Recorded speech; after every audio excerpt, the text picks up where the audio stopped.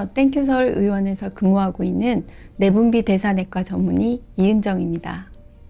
안녕하세요. 저는 땡큐 서울의원 강영 원장입니다. 이비인후과 전문의로 진료하고 있습니다. 갑상선암은 매우 천천히 자라는 암이라는 것이 다른 암과 구별되는 가장 두드러진 특징입니다. 일본 쿠마병원 연구에 따르면 갑상선암 환자를 수술하지 않고 추적 관찰해 봤을 때 갑상선암이 3mm 증가한 경우가 10년에 8%에 불과했습니다. 하지만 이는 연령에 따라 조금 차이가 있기 때문에 유의하셔야 합니다. 갑상선암은 안타깝게도 초기에는 아무런 증상이 없고 혈액으로 시행하는 갑상선 기능검사 결과도 정상인 경우가 대부분입니다. 갑상선암이 커지면 통증이 없는 단단한 혹이 목에 만져질 수 있고 혹시 성대 주변 신경을 침범한 경우에는 목소리가 쉬거나 탁해질 수도 있습니다. 또한 암이 상당히 진행한 뒤에는 턱 아래 혹은 쇄골 위쪽에 딱딱한 림프절이 혹처럼 만져질 수도 있습니다. 침샘은 침을 분비하는 기관으로 소침샘과 그 다음에 주침샘 이렇게 나눌 수 있습니다. 주침샘은 이제 귀 밑이랑 그 다음에 턱 밑이랑 그 다음에 혀 밑 이렇게 세 군데에 있고 몸 양쪽에 대칭적으로 존재합니다.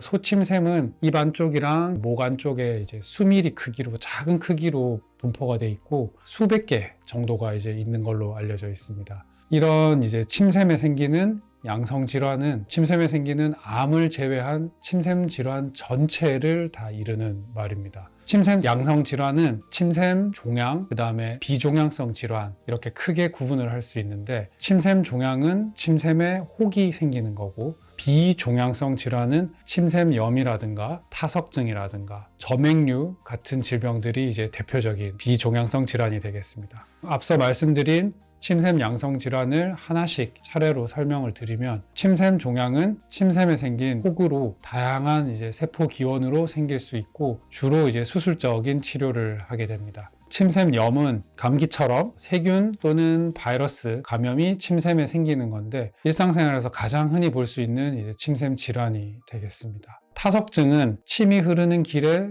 돌이 생겨서 증상을 유발하는 병이고 점액류 같은 경우에는 침샘에서 나온 침이 입 안쪽으로 나가지 못하고 침샘 주변에 고이게 되면 물혹처럼 생기는데 그런 물혹을 점액류라고 합니다.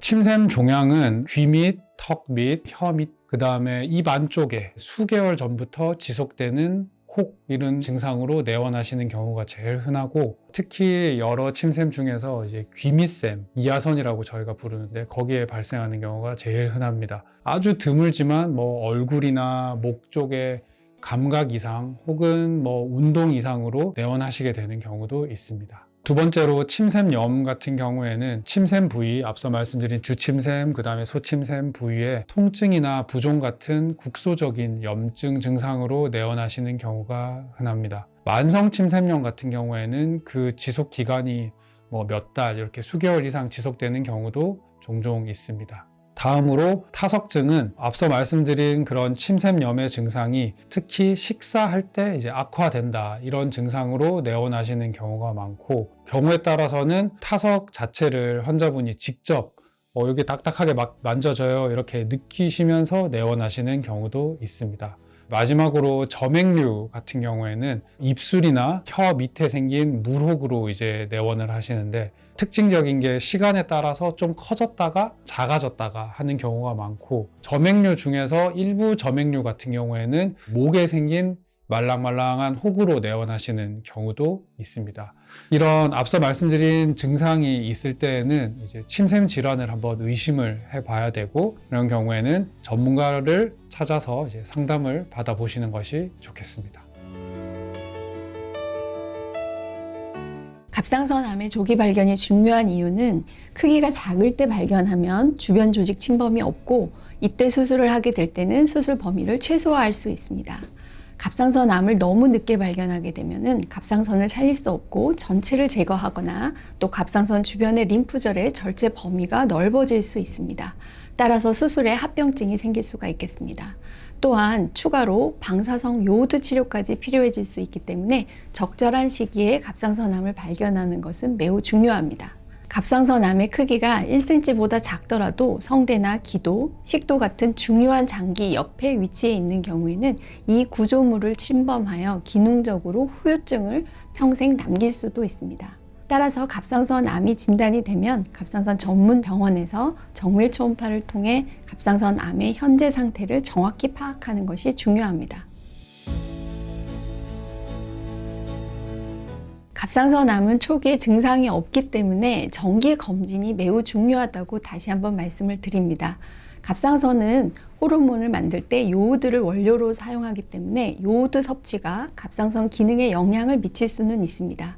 하지만 요오드 섭취가 갑상선암에 직접적인 영향을 끼치는가에 대해서는 아직 밝혀진 바는 없습니다. 전통적으로 한국인은 요오드를 권장량보다 많이 섭취하는 경우가 많습니다. 따라서 요오드를 너무 많이 섭취하지 않기를 당부드립니다. 또한 다른 암과 마찬가지로 흡연과 과다한 음주를 피하는 것이 좋겠습니다. 최근 여러 연구에 따르면 비만이 여러 암을 유발시키는 위험 요인으로 알려져 있습니다. 갑상선암 역시 비만으로 인해 증가되는 것으로 알려져 있습니다. 따라서 적절한 체중 관리와 규칙적인 운동을 하시는 것이 매우 중요하다고 당부하겠습니다. 갑상선암은 초기에 증상이 없기 때문에 정기 검진이 매우 중요합니다. 가끔 검진에서 갑상선 초음파는 시행하지 않고 갑상선 기능에 대한 혈액 검사만 시행하고 암 검사를 시행했다고 생각하시는 분들이 있습니다. 갑상선암은 매우 진행하였더라도 갑상선 기능 검사 결과는 정상으로 나올 수 있어서 갑상선암 검진을 시행할 때는 반드시 초음파가 포함되어야 합니다. 또한 갑상선 초음파는 검사자의 숙련도에 따라 좌우가 많이 되는 검사이므로 갑상선암이 의심되는 소견이 발견되었다면 전문 병원에서 초음파를 받아보시기를 권해드립니다.